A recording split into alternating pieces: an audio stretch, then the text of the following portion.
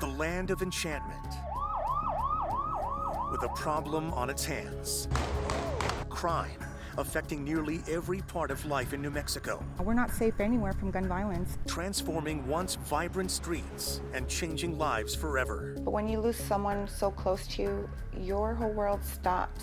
You've told us it's New Mexico's biggest problem. We're listening and are teaming up to do something about it. KOAT Action 7 News, the Albuquerque Journal, and News Radio KKOB.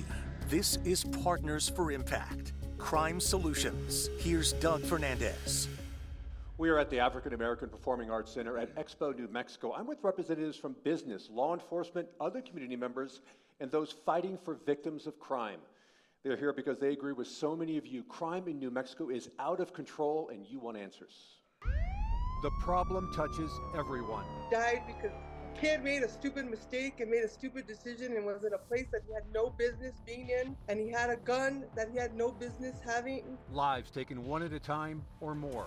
Police responding to a mass shooting in Farmington. At least 3 dead and several more hurt, including 2 officers. According to the most recent FBI data, New Mexico ranks second in the country in violent crime per capita, trailing only Washington, D.C. New Mexico also second in assaults and kidnappings, third in homicides. The problem is not just taking lives, but also suffocating businesses that have been around for decades. The shooting on Mother's Day that happened right next to us drew the final straw. And big box retailers. Kohl's closed down because of all the theft and the amount of money that they're losing, keeping their employees safe. Questions not just about whether we have enough police to catch criminals, but what happens after they're caught. The courts are overwhelmed. A result of that is going to be people who are not going to comply with their notice to appear or demand to appear, and so they just go on the run. The Mexicans are fed up with the revolving door. What do we have to do to stop the revolving door? So this is about stopping the revolving door. We will put a wedge in the revolving door of violent crime in New Mexico. Action 7 News, News Radio KKOB, and the Albuquerque Journal asking viewers, listeners, and readers for their biggest concerns for our state. 1,100 of you answered.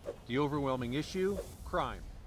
And joining us on the discussion tonight, some of those on the front lines of this fight. Attorney General Raúl Torrez, Bernalillo County District Attorney Sam Bregman, Bernalillo County Sheriff John Allen, and Nicole Chavez, whose son years ago was murdered. And helping lead our discussion, representing the Partners for Impact, Action 7 News anchor Shelly Ribando. From News Radio KKOB, Mike Gaba, and from the Albuquerque Journal, Senior Vice President and Executive Editor Patrick Etheridge. Now, we did invite Governor Lujan Grisham to join our panel, but she declined. However, earlier today, you might have heard, the governor did call a special session at the Roundhouse to focus on crime and public safety. That begins on July 18th. All right, let's begin our discussion with guns and drugs. These crimes are far too common in New Mexico, and they impact hundreds of families every day. Think about that. Hundreds of families every single day. Here's Sasha Lineker. 2 officers gunned down in the line of duty. An 11-year-old killed as he was leaving a baseball game. A 13-year-old in Cuesta shot and killed by another teen. And a New Mexico mall in chaos after 2 separate shootings. These are just a few of the families impacted by gun crimes. The latest FBI data shows in 2022 in New Mexico, there were roughly 2,300 robberies. Firearms were involved in 47% of them. And 200 people were murdered. Guns were used in 73% of those. To speak to your child one day and then the next day to find out that they're no longer here on this earth, it's devastating. The impact of gun violence is something Sally Sanchez feels every single day. My son, Antonio Jaramillo, was murdered in Albuquerque on December 16th of 2020 in his own home by 5 repeat offenders. Well, I lost my son to gun violence in February of 2021. My youngest son was lured in, carjacked, kidnapped, and held for ransom. He took him to my oldest son's house, and my oldest son went out to protect his brother, and he was shot dead in front of his home. Alicia Otero also missing a piece of her heart. Both women say gun violence keeps getting worse. I also believe that they're getting younger, and accountability for juveniles is pretty much the bare minimum right now. Sanchez with a question for our panel. I'm going to direct this one at Sam Bregman, and that would be, why Are there so many plea deals that come out of your office when it comes to first-degree murders, second-degree murders? You have the power for accountability, and I don't understand why your office doesn't hold them accountable. First of all, I want to say that I spend so much of my time visiting with families of victims, and it's a big part of our job because unfortunately we have far too much violent crime and people who've been killed by violent crime in our community.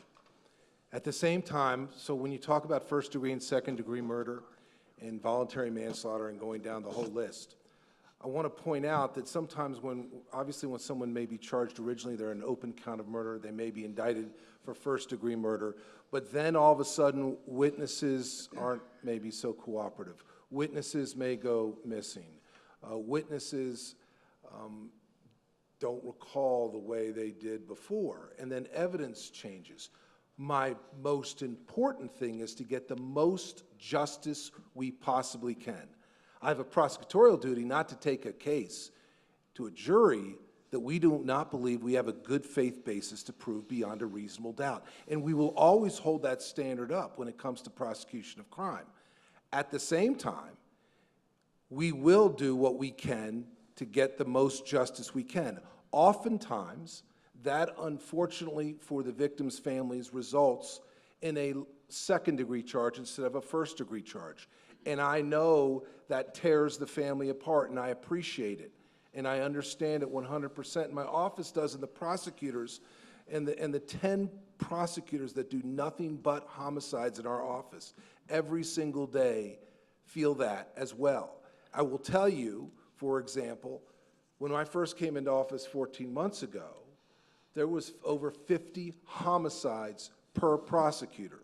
We've added a number of prosecutors. We're down to 25 homicides per prosecutor, which means we get to supply juries with better prepared cases, and that's what justice is all about for us. And remember, the DA's job is to do justice. Always. That's what is in the forefront of our mind. Ms. Chavez, as a crime victim, what do you think about when you hear plea deal? Plea deals for me, I don't love, and it hurts my heart as a mother and a fellow victim. We only went to trial for one of my son's murderers out of 3. 2 got plea deals. One, who was a juvenile, only spent 1 year in YDC. I don't think that's enough. He was the driver and the shooter. Spending 1 year behind bars is not okay with me. At that time, it was 2 DAs ago, and I didn't even have a meeting with that district attorney to even talk to me about what was happening before they offered that. The other one got 18 years, and I think they just did a news article in September. He got out after 8, after killing my son, and it was his entire idea. So when I have to visit my son at a gravesite for his birthday, for a holiday, this morning on the way here, 1 year, 8 years for taking my son's life is not enough. And plea deals to us are not okay. And I understand sometimes because of the circumstances, they have to take them. But we will fight. I will fight until the day I die for my son. And all of us feel the same way about our loved ones that were taken. And it just feels like sometimes that fight isn't taken all the way through the judicial system for us. And it feels like it fails us. Our next question comes from Mike Gaba from KKOB Radio. Law enforcement agencies are spending millions of dollars on crime-fighting technology like license plate readers, shot spotter systems, listening for gunfire, but what is actually working, and would that money be better spent on something as simple as boots on the ground? And Ms. Chavez, would ShotSpotter have made any difference in your particular incident? In terms of license plate readers and ShotSpotter, we're going to be going with a different system. Something that's very important to us is, yes, a ShotSpotter system is great to tell you where the casings are, is great to tell you where the deceased body is, but what was the last vehicle that came out of there, the last description of the subject? That's the technology and why I've been traveling so much to make sure that we're doing the correct technology to make sure that we're finding a description of the vehicle, more information coming into law enforcement to either solve the case or prevent the case, and to make sure that we're also being fiscally responsible by looking at the systems that are not as expensive. I ask for capital outlay each year. I have to make sure that senators and representatives that are sitting here in the room, that what you're asking, that this technology will work. We don't know exactly yet because we won't be implementing it until May. We started seeing some of our license plate readers start to work that are popping up at some of the private businesses. So we'll really have, for our technology and what we're buying, I'll really have a grip on that probably in the middle of the summer. I will tell you technology does work. You asked about boots on the ground. We're getting that. Our numbers are going up. But you have to also make sure that you're supplementing the lack of personnel that you have with technology. We can't be sitting in someone's driveway just for them to feel comfortable to see a law enforcement. It doesn't happen that way. We're going to a lot of priority 1, 2, or 3 calls to sheriff's office, and I'll speak only for my agency. We're doing a lot of proactive policing. That just doesn't take time. It takes consistency, and we do need technology to supplement and to back our agency up to make sure that we're presenting the best cases. Ms. Chavez, could technology have helped your son? I don't think technology per se. I think it would have helped the case to find more casings. I know it was a very rainy, windy night. It was a mess from what I hear outside. But I think what would help is more boots on the ground, like he said. We need officers. Officers are not wanting to take the job anymore or are retiring early. Why? I honestly think the DOJ agreement is really hurting us for law enforcement. I've heard that from police officers firsthand. It holds their hands back from truly doing their job. I will say this, from experience, my friend Michelle Webster, the widow of Dan Webster, she swears up and down that that DOJ agreement is what got Dan killed. He hesitated for one moment, and when you hesitate on a violent repeat offender or criminal from putting their hands in handcuffs because you might hurt them, because you might get written up, it affected him because he's no longer here today. Thank you. Now to the impact crime is having on everyone. Let's go to show you the results of our survey, and 1,100 people responded. When asked of the issues facing New Mexicans, which do you think is most important? Nearly half said crime was most important. Another 20% said it was second. Another question, what are the biggest obstacles standing in the way of accomplishing goals for you and your family? More than a third said crime. Also, what forms of assistance would you and your family find most helpful? More than a third said improved public safety. And if you could plan the future of New Mexico, what would your primary focus be? 40% said increasing safety and reducing crime. And finally, looking 25 years into the future, which version of New Mexico would you most like to see? Nearly half said a safer place with less violence. As anchor Brianna Albizu shows us right now, New Mexico's crime problem is affecting businesses and all aspects of our economy. We're just coming out of our busy season. For Donna Buffett, community means everything. That's why, as the co-owner of Buffett's Candies, she stays busy, especially as she manages a second location. We're very blessed to get the building that we have on Academy, and it has been completely remodeled. But with any shop comes a need for safety, and unfortunately, her original location on Lomas has seen its fair share of problems. It's really changed over the last 10 years. You know, there's been some issues here, but really in the last 10 years, and it's been extremely highlighted in the last 2 to 3 years. A lot of homelessness, a lot of crime. That's why Buffett had to make some major security changes, and it's cost her a pretty penny. We have actually spent quite a bit of money putting up the fence around the perimeter so that we can protect our staff and our customers. But usually stuff like that would happen overnight. We wouldn't notice like someone throwing a rock at the window or whatever. A similar bill for Ethan Harrison. His store, Astro Zombies, displaying a new metal screen to fight off thieves. But that's just on the outside. Someone tried to shoplift. I don't remember what item it was. It was some kind of toy or something. And the other manager stopped him at the door. And then the guy got upset with the manager and he pushed him, like physically pushed him over. They're all real fears for business owners nowadays, and business leaders are fed up. It's to the point now where many businesses are just giving up.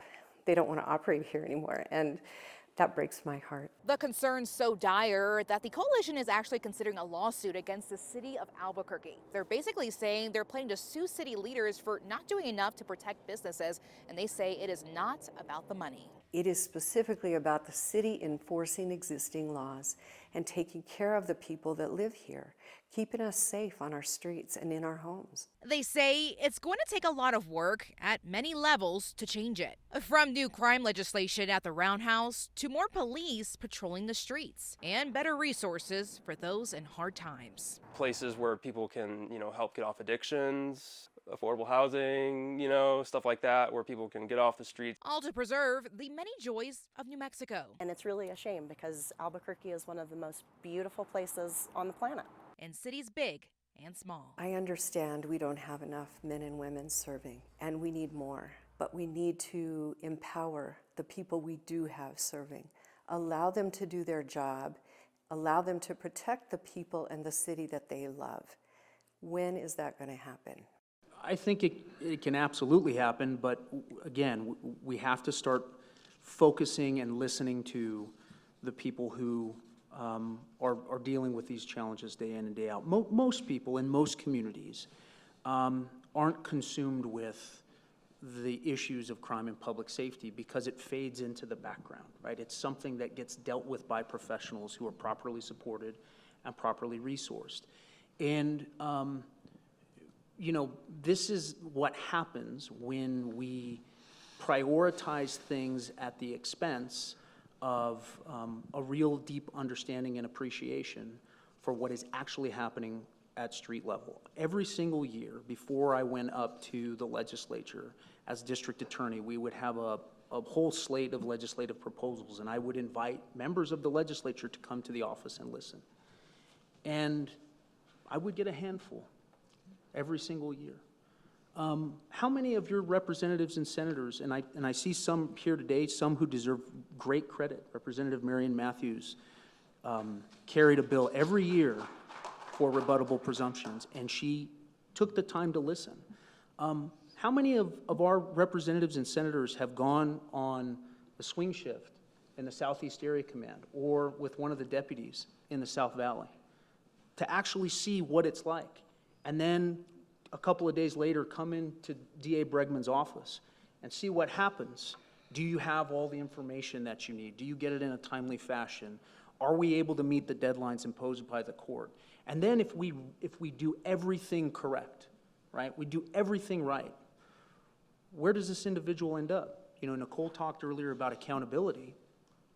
If people who are committing even low-level offenses are back on the street before our officers are done with their shift, we're sending a message to the community about accountability, and we're sending a message to them that nothing matters, that there will be no consequences, and we can't live in that society. We have to focus our energy and effort on that. But I want to make one other point. It is absolutely true, I believe, that we don't have enough police officers to deal with what we are confronted with compliance with DOJ, with the unique features of our criminal justice system. We are several hundred officers short of what we need. But if you ask Chief Hebby, it isn't just about money. We can throw a lot of money at this problem.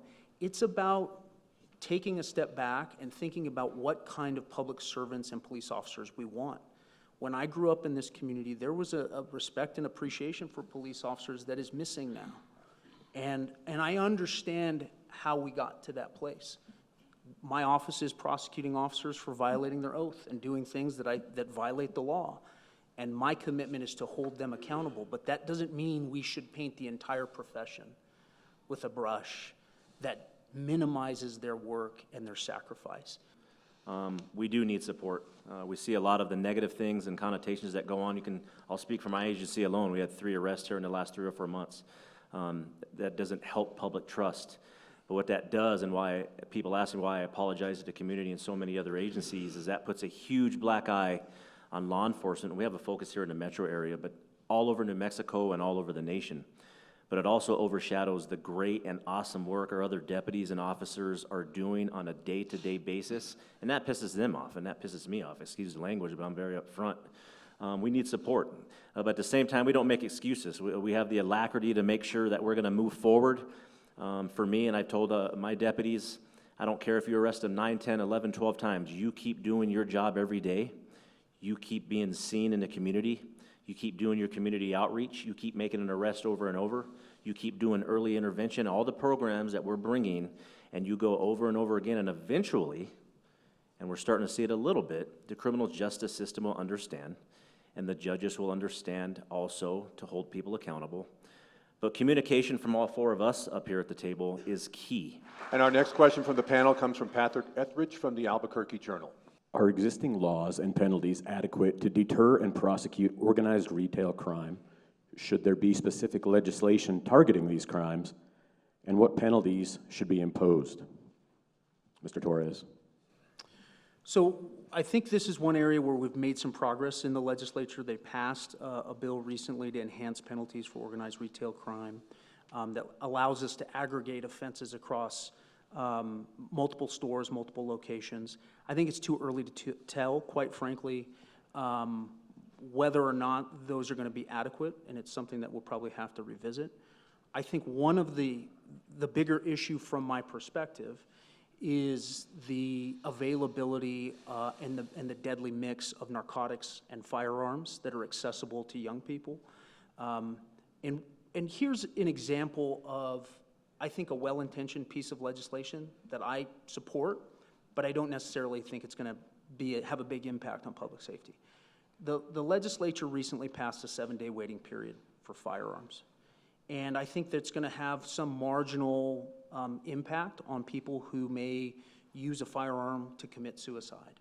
I don't, however, think it's going to have any meaningful impact on the availability of guns that are used in crimes, because most of the people, I think the sheriff and the DA will agree, that commit violent crimes using firearms aren't going to Cabela's, they're not going to Sportsman's Warehouse, they're not waiting for their 7-day background check. You know what they're doing? They're going on Snap and Telegram and social media applications and buying and selling and trading guns right now. And a lot of our homicides are connected to those interactions. People get ambushed selling a gun, buying a gun, or trading for narcotics. And it's moving further and further into our younger population. That's why you see so many offenders there. And so it's not that I don't want to focus on organized retail crime, but if I am dealing with a legislative body or policymakers that need to be focused on the most impactful things, I want them to focus on that. I feel like we're embracing this new normal and adjusting our lives to the criminals instead of them adjusting to us because we're not holding them accountable. Like he said, you go to Walgreens and everything's locked up. If I go to my Smith's on Wyoming and Paseo after 7 o'clock, one of the exits is closed. And we're just adjusting to it like it's normal. For the guns, for instance, the 7-day waiting period, I don't think that's gonna help crime at all. But yes, it would help suicide. I don't think that the laws they're trying to pass saying that it's going to help our crime issue, trying to take the guns away or ban guns is going to help either. The 3 individuals that killed my son all had guns illegally because they're criminals. They found them off the streets. They traded them for drugs at a party a day or a week before. It's not holding them accountable, and they're not going to follow the law because criminals don't follow the law. You're just taking them away from law-abiding citizens like myself, or people that want to, protect themselves. We recently talked to Doug Peterson, who owns retail properties throughout New Mexico, and he says he spends $200,000 a year on security for his most troubled properties. How much responsibility and cost should businesses be expected to pay and take on to protect the property, and how much do they expect from law enforcement for protection? Obviously, we're seeing this problem throughout our community, and we have been for some time now. It is unacceptable. Retail crime, organized crime, property damage to businesses is unacceptable at every single level. I will tell you that law enforcement, and we've just had this conversation, is stretched pretty thin, but that's no excuse. We need to do whatever we can to make businesses and this community safer. I just want to touch base on this organized retail crime question that we just had before. I want folks to know that I want to compliment the legislature on passing that organized retail crime bill a couple of sessions ago. Because of that bill, we've charged 75, in the DA's office, since that bill became law, we have charged 75 people with aggravated shoplifting felonies, 49 people for aggravated shoplifting, 11 people for organized retail crime. We have entered now on every misdemeanor case 474 cases we have entered on in the DA's office in this county alone. Which I want folks to understand is that this office, and I think law enforcement in general, and we work together with various operations, understand businesses, the suffering that goes on, the economic loss, but also every single person that wants to go into the Smiths at Wyoming Paseo or anywhere in this town and sees things locked up at Walgreens or whatever, that crime itself affects every individual. I hear all the issues and the problems, and to answer one of your questions, how much should they invest in security? I mean, I think you should always protect your property to however how you feel as a business owner. But after I talked to Mr. Peterson, he's spending way too much. That's what he pays taxes for. That's what we're responsible for. I don't like to make excuses. I look for solutions. I'm in charge of the unincorporated areas. If everyone has noticed, I've been moving more into the city areas. I can only speak for my agency. I see and hear you. It's Bernalillo County. I'm the chief law enforcement here for it. The solution that would be is to have my deputies move into incorporated areas. I get calls from business owners and constituents on a nightly basis. From Mr. Peterson himself, we make sure we directly try to go and solve his problems. I just passed by Central and San Pedro, and I saw some things I didn't like, and we'll be addressing that as soon as we leave here. Later here, in about 2 or 3 months, I will be creating probably the first ever the Metro unit for the Bernalillo County Sheriff's Office to make sure that we are proactive and that we are being a force multiplier. I can't speak for APD. I wish they could do more, but at this point, that is up to the chief and the mayor.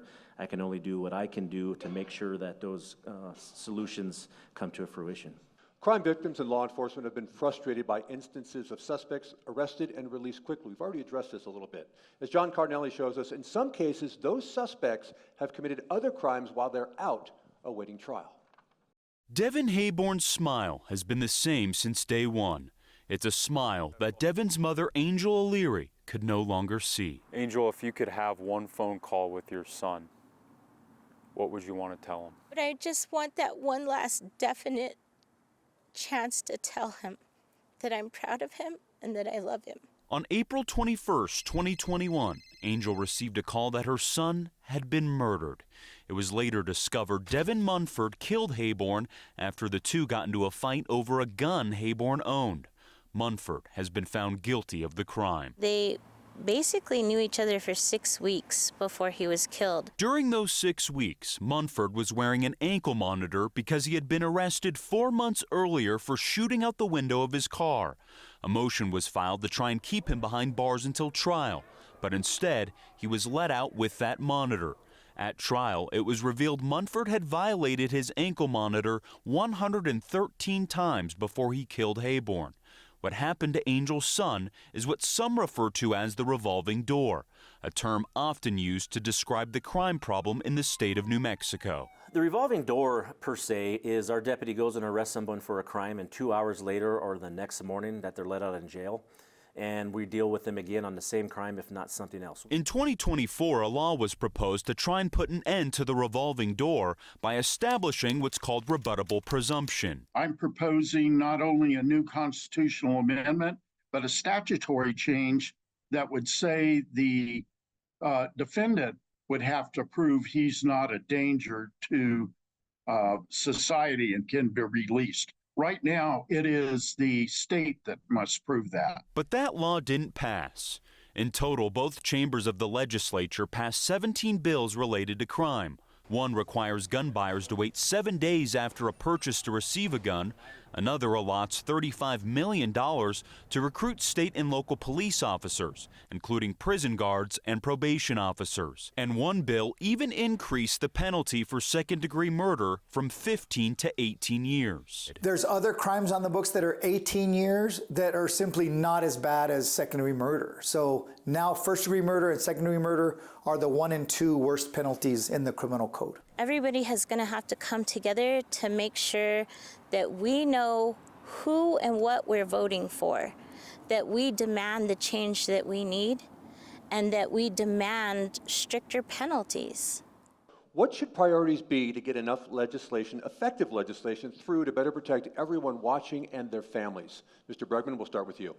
One thing I can tell you is we need to increase the penalty or make it mandatory for felons in possession. Felons who have already been convicted as a felon, who use a firearm again, brandishing a firearm or actually using it in the commission of crime, we should have a mandatory penalty for that. I truly believe that we cannot continue to allow folks to commit crimes that have already been convicted as felons and not suffer any consequences oftentimes, and that's unacceptable. I will tell you the other focus that I would really think could go a tremendously long way when it comes to our fight against fentanyl, which is at the root of so much crime in our community, that poison out on the streets that is destroying neighborhoods and destroying human beings, is we need to have a real, truly robust system when it comes to mental health and addiction treatment, and perhaps forcing addicts at some point to get treatment, and also providing the resources. We currently divert close to 3,000 people this year out of the criminal justice system because they would not have committed a crime were it not for the fact that their addiction. So we divert them out to get treatment, get yourself better. That way you won't be back in the criminal justice system, and there's not enough treatment out there. One of the hardest things that we do as prosecutors is meet with family members. I remember meeting Nicole for the first time. I remember meeting Angel the first time. And it is hard enough to look those families in the eye when something random happens. It is inexcusable that her killer is out on the street. It is inexcusable. And it is a failing of our system. It is a failing of our institutions, and it is unacceptable that somebody who was caught in the middle of the night with drugs and a gun, and he's firing it out of the window, and we arrest him and we move to detain him, and he's let out. We put him on an ankle monitor. He violates that monitoring system 100 times in a matter of weeks. Do you know how many times we were notified that happened? 0. None. We found out after the fact that they weren't monitoring people on nights and weekends, because I guess criminals don't work on nights and weekends. He kills Devin. He goes on a crime spree. We arrest him again. Guess what? We bring him back in. We move to detain him a second time, and the Arnold Risk Assessment tool recommends that the judge let him out again. And I go to the legislature, and I'm so sick and tired of listening to statisticians and criminologists tell me that this is not having an impact on crime. The hell it isn't. We have to close the revolving door, and we have to stop making excuses for it. Policymakers in Santa Fe created this situation. Policymakers in Santa Fe can fix this situation. They just have to do it. I think we need to fix bail reform. I've been fighting along with Raúl for the last 5 years, even when he's the district attorney, trying to fight for this. They're saying it's the constitutional rights of a criminal. We need to find a middle ground to figure that out. I believe it needs to go back on the ballot. We have to fight that through Santa Fe first. We all voted on it several years ago. I think we were tricked into it. They didn't tell us anything about the Arnold tool. They just told us we needed the constitutional amendment so we wouldn't hold poor people behind bars. This is not what happened. They are making it feel like the judges have to look at that Arnold tool before making those decisions themselves. That was the first thing I would fix. The second thing I would say is they need crime education on drugs and firearms in school. I remember growing up with DARE. I'm sure all of you did. They actually educated students. We need to educate them now.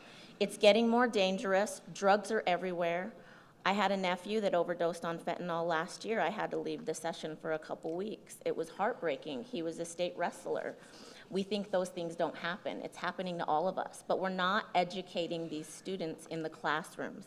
And then last but not least, 3 strikes. And I know everybody fights on that in Santa Fe. I've been fighting on that for 8 years. I think the 3 strikes that was created in the 90s is old. We worked tirelessly on just adjusting the 3 strikes rule to only include the most violent offenses. We're talking murder, attempted murder, rape. If somebody is convicted of that 3 times, you are telling me that the 3rd time they shouldn't be behind bars for life? We want them back on the streets? And you say it's crazy when we go to Santa Fe, these legislators look at us and say, well, they're not going to get out anyway. They will. We're in New Mexico. Alicia's son he got sentenced to 29 years for killing 2 people. My son's murderer killed someone 6 months after killing Jaden. He's behind bars for 42 years and then gets out. They go in young, they come out. Why should they not be held behind bars for the rest of their life? I don't care how much it costs the state. It costs us, as people that are looking at grave sites for our loved ones, a lot more than $30,000 a year, and it's going to keep affecting us for the rest of our lives. We need to hold them accountable. Thank you very much. Our next question comes from Patrick Etheridge from the Albuquerque Journal. Patrick. This question is from Alicia Otero, who you saw in the setup piece. Her son was murdered in 2021. And her question to you all was, again, how do you decide who gets a plea deal, who goes to trial, and how does that work? Mr. Bregman, you touched on that a little bit. Much of the time, the courts decide who goes to trial because obviously they set the calendar for their particular courts. We have 14,000 cases referred to our office from law enforcement every single year. Just this morning, for example, just to give you an idea, 33 cases were referred to our office this morning, 9 possession of fentanyl or controlled substance, 1 trafficking case, just to give you an example, some shoplifting, aggravated assault, aggravated battery, all those cases. We tried more cases last year than any time in the last 5 years. We had more convictions of felonies than any time in the last 5 years, of violent crime, of sexual assaults. I'm very proud of the fact that our office, every single week you can see courtrooms filled up with juries and specifically with prosecutors and defendants and defense counsel doing justice. And that's something we'll continue to do. We obviously plead cases when we see a need to do justice. For example, this case, and oftentimes we may offer a plea and the defense doesn't take it and we try that case. That happens all the time. It also happens so often that we have a case that didn't look as good as it did when it first came in. And maybe the lesser charge is the charge that we can prove beyond a reasonable doubt, but not the first charge. And that's not the fault of law enforcement or in their investigation necessarily. That's just what happens when it comes to prosecution of cases. When you're a year later or 6 months to 18 months later, things change in cases. But we focus on holding people accountable under the rule of law. Sheriff Allen, your men and women collect evidence. You think it's a strong case. You present it to the DA's office. They think it's a strong case. But then days or weeks later, you hear plea deal. What do you think about that? I listened to a jail phone call the other evening on a gentleman that we arrested for a violent crime against a person, and it was a stabbing, knowing that he's not worried about it because he is going to get credit time served, and that when he does go to trial, he knows most likely that he might get a plea deal. We have failed. So we have all the questions. I'm trying to bring solutions. We need to make sure that we're holding these criminals accountable. Nobody here, folks, criminals, is scared. If the feds are involved, they tell you, crud, we got to watch out for them. The state's involved, they know not much is going to affect them at all. The special session, representative senators, I see you in here. We are the experts in law enforcement. Men and women out here in uniform are the experts in law enforcement. Instead of a statistician being at your table all the time, have us at the table, please. If I could give the legislature one piece of unsolicited advice, and they usually don't solicit my advice anyway. The sheriff's right. Look at the federal system. Look at I've worked on both sides of Lomas. If I'm on the north side of Lomas and I'm walking into U.S. District Court and you have a felony and a gun, I know what's going to happen. And more importantly, he knows what's going to happen. Your question about plea agreements is well taken, but here's something that you probably aren't really thinking about, and I know the community isn't thinking about.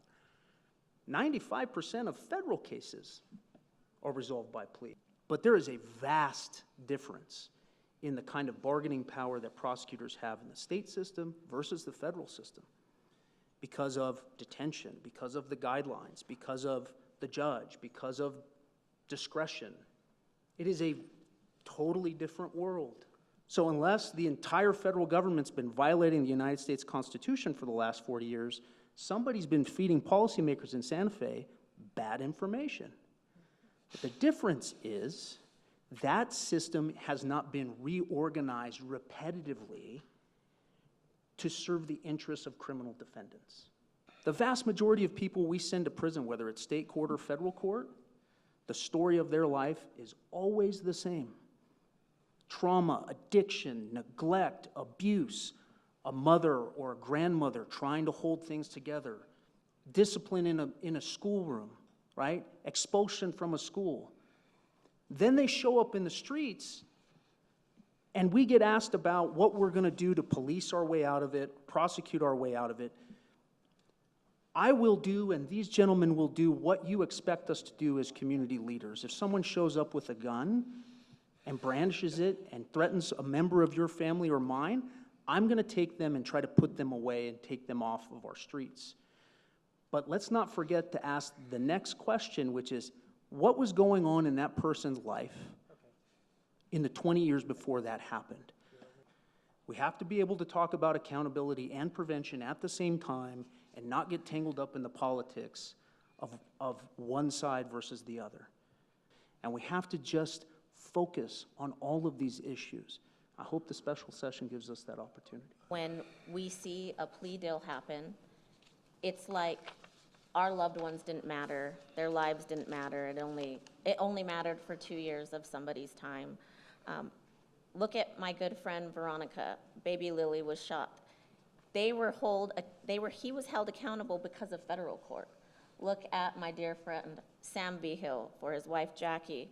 They were held accountable on the federal side before we finally went through the trial to hold them liable. And when we're throwing plea deals out that are just holding somebody responsible, this is Jaden. This is the last picture he took, his junior year of high school. You're telling me that his life was only worth 1 year for a juvenile offender. You're telling me that his life was only worth 8 years from one of his murderers that just walked out of prison. No, it's not enough. And that's why it affects us as loved ones. Well, we've all heard about crimes that are shocking. We just heard a few more from Ms. Chavez right there. Maybe even more so when serious crimes are committed by children, as she also mentioned. Faith Urbano looks at the dramatic spike in kids becoming criminals. Youth violence, juvenile crime. Right in front of the cops, are you serious? Just one of many pressing issues plaguing New Mexico in recent years. The youth today, unfortunately, in New Mexico are absolutely out of control.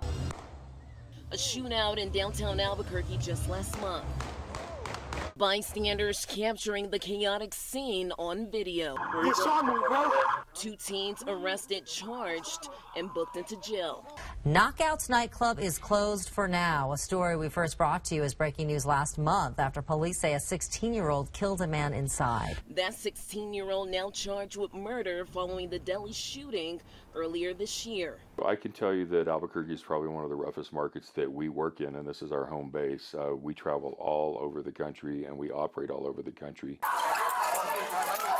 Evacuations at Coronado Center 5 months ago. You guys exit that door, keep your hands up in case sheriff's is out there. A 15-year-old turning himself into authorities after police say he fired a shot inside. Police say an altercation with another teen was the root cause. They did a foot pursuit, chased him out of the mall, and he is able to escape at this point. His parents telling us their son was a victim of bullying. He just was freaked out, and he was just like, Mom, help me, what am I going to do? Like, you know, he's like, this, you know, everything happens so fast. These kids are running around with, all kinds of guns because they think they can, because there's no consequence. Staggering amounts of juvenile arrests. Data from the Bernalillo County Sheriff's Office shows concerning numbers over the past 3 years. Our numbers are all of a sudden shooting up. The number of juvenile arrests doubling in 2022 with 82 arrests from just 42 in 2021, jumping again in 2023 to 126.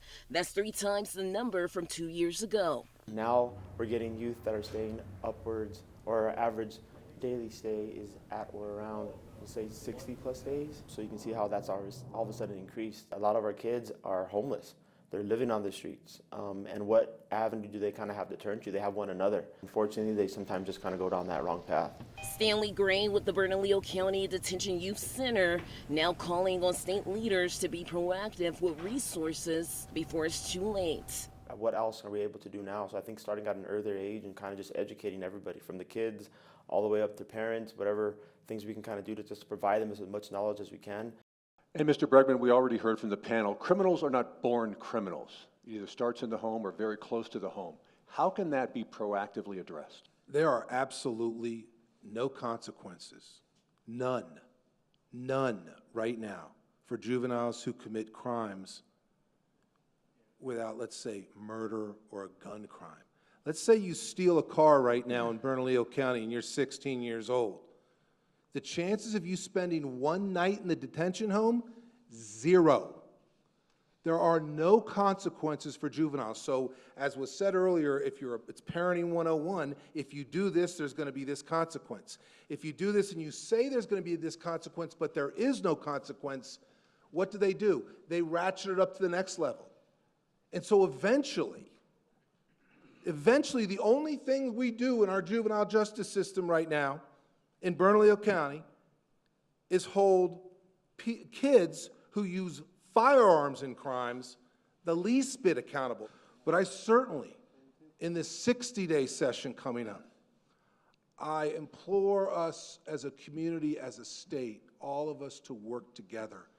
The Children's Code was done in the 1970s when kids used to get in a fist fight in the backside of school. Now they drive around with bags of fentanyl and stolen Kias and shoot out the window because they think it's cool because they got some likes on social media, and those bullets end up going into a house and killing another kid. The times have changed. The Children's Code has to change with it. Juveniles are the drivers of crime in Bernalillo County. Juveniles are also the drivers of crime across the nation. Just came back from the FBI Academy in Quantico and met with 52 sheriffs and chiefs from all around the world, and they're seeing it also overseas. This is something where I really bifurcate things in terms of holding people accountable for gun crimes, violent crimes. YSC is at 51. I also see Tanya Covington out in the crowd that really cares about the youth. It's also about early intervention with juveniles. We see the family dynamic, and the juveniles tell us. Juveniles that commit a violent crime, that are murdering, they need to be held accountable. All of the warning signs that we see with children that are coming up stealing cars, 51 at YSC. The Bernalillo County Sheriff's Office, we have not even targeted juveniles right now. We are trying to warn YSC that we are about to start a program named ECHO, and it's Engage, Contact, Help, and Outreach.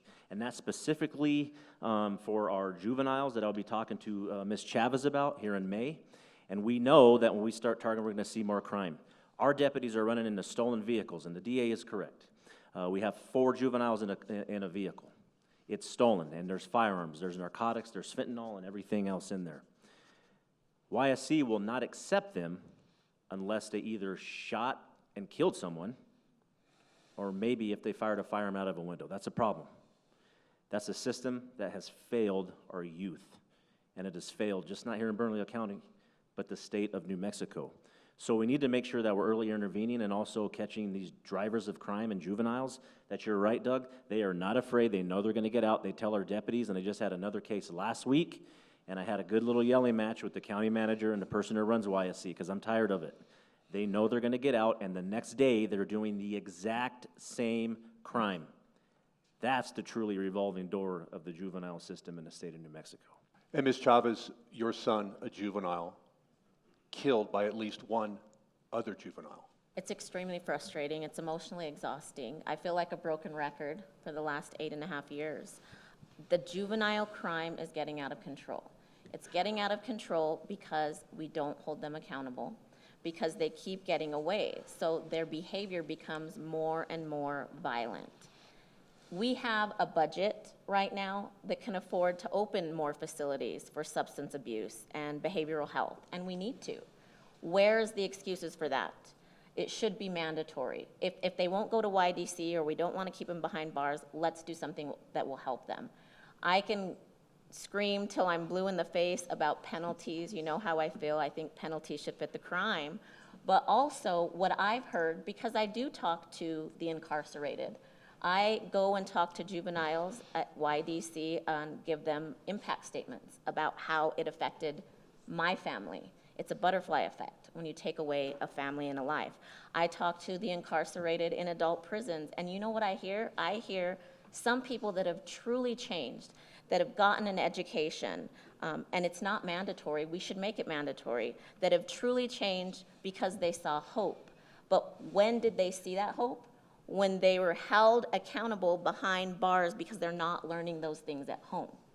Then if the only thing that's teaching them is to be incarcerated, why is that a problem? If we're not giving these programs in schools, why is that a problem? And most importantly with these juveniles, why are we not holding parents accountable? We have no problem saying they should be accountable when it involves a gun, but when it's any other charge, why are we not holding parents accountable for the actions of their children if they're not trying to help? I also know parents that have contacted police or law enforcement or DA saying, I can't do this anymore. I can't handle my child. Help me.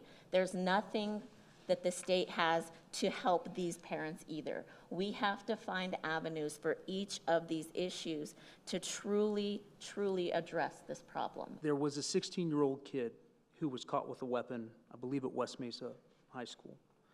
And it's on the lapel video, you can watch the APD officer putting in a phone call to the juvenile probation officer who manages the intake for that facility. And you can hear, to their astonishment, that the JPPO officer has put this child into their risk assessment tool, decided they're not a risk, and told to let them go. So the Albuquerque police officer cuts them loose the day after the Uvalde shooting. No notion of where the kid got the gun, what's happening in the home, what's going to happen if the kid comes back. Accountability matters, because here's the thing. What do you think that 16-year-old told his friends at school the next day? I got caught with a gun. They had me in the back of a patrol unit. And then what happened? Oh, they let me go. You don't think that has an impact on everyone else in that school? Now, I'm not saying that that young person is irredeemable or we should throw them in jail, put them in jail and throw away the key. That's not what I'm saying. But there has to be a consequence attached to it. There has to be. And the second point is this. It is not a coincidence that this state leads the country in violent crime and also leads the country in adverse childhood experiences and trauma for children. We are through the roof in repeat maltreatment of children. If you went and did an ACEs score, a trauma inventory of the 51 people that DA Bregman just talked about, I guarantee you that CYFD has been called to the home, not when they were 16 and 17, but when they were 3 and 4 and 5. That's why a broken CYFD and child welfare system is catastrophic, not just for those children today, but for this community 10 or 15 or 20 years down the line. Most of what we do is deal with the people who have been victimized and traumatized and witnessed abuse and violence as children. They don't get any help, they don't get any intervention, they don't get anything, and they do the predictable thing. We would like to give each of our panelists the time to say a final comment or argument. Mr. Torrez, why don't you start us off? I want people who are watching this and participating in the event to recognize that for all of the problems and all of the challenges and all of the frustration that you hear voiced by members of this panel and members of the community, there's hope. We can fix this. This is not an unsolvable problem. It is the basic, fundamental obligation of government to provide safety to its citizens. That is the first duty of government. And we are fortunate enough to have a blueprint from other states, from the federal system, from our own past history. We have the ability to get this done. This is not an unsolvable problem. We just have to listen and be open to having difficult conversations. And I implore people in this community and across the state to let people in positions of power know. I hear it. I know the sheriff hears it. The DA hears it. Comes in the nature of a public service, the good and bad and otherwise. But you cannot throw up your hands in frustration. We need your help. We need your support. We need your engagement. Thank you. Mr. Bregman. I am really appreciative of the fact that we had this town hall today to discuss the realities of crime on the ground and in this community. It is such a serious problem. But at the same time, I also don't want to miss the opportunity to tell the people of Bernalillo County that they have 300 people, including over 100 prosecutors at the district attorney's office, that work their tails off every single day to try and make this community safer. In the last 14 months, for example, they have tried more felony cases than we can look back and find any year that even compares to it. They convicted more felons of violent crime. We've started new things like a gun team to focus on 18 to 25-year-olds. The fact of the matter is, every single day, our office, together with law enforcement, work together to make this community safer.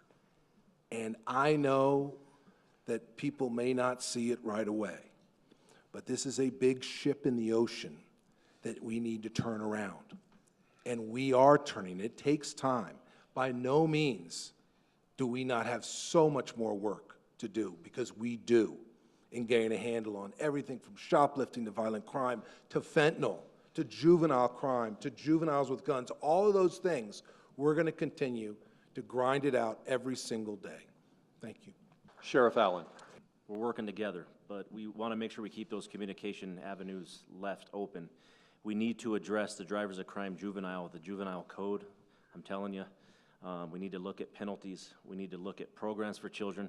Had another call last night. There's not enough programs for our children at all here in Bernalillo County, and that's for the whole state. I just can't speak for here in the metro area. But marrying, I would really like lawmakers to look at marrying the federal justice system in certain avenues, because that's what is needed to curb crime. We've been talking about this for a while, but I would like to have a seat at the table, all of us would, for any of these discussions for the special session. I believe I called for one almost a year ago, and I'm glad that one has finally came up front in July to address criminal issues, but also the behavioral health system. I believe even Farmington doesn't have they have to drive a long way for any type of help. We need a system that is current and that is used by the whole state, and it's used by everybody, so we're all on the same page to curb not only juveniles, but all of the behavioral, addiction, crime, and penalty issues that we see. Thank you. Our final thought now about the victims from Nicole Chavez. These issues are affecting our state. Our kids are dying out here. You need to work together and negotiate something that is common sense to come together to work on all of these issues, so there's less parents sitting in my shoes today or looking at a headstone when I'm celebrating an anniversary, a birthday, or a special occasion. Please pay attention. And you parents out there, this drug issue is affecting everybody. Please talk to your kids. It's important. House parties, I've said that over and over for 8.5 years. Talk to your kids. My son was 17 years old, captain of the football team, the wrestling team, just accepted to the Air Force Academy. It was a Friday night in the summer at 9:30 at night. It wasn't 1 a.m. or 2 a.m. on a weekend where you don't know where your kids are. You need to talk to them and tell them the dangers of where we're at today in Albuquerque. Communicate to your lawmakers. It sounds like we all had a very good discussion today. I hope our lawmakers are listening. I hope that the special session isn't just to spend a bunch of money and not get anywhere, but really come and negotiate and come to terms. So thank you.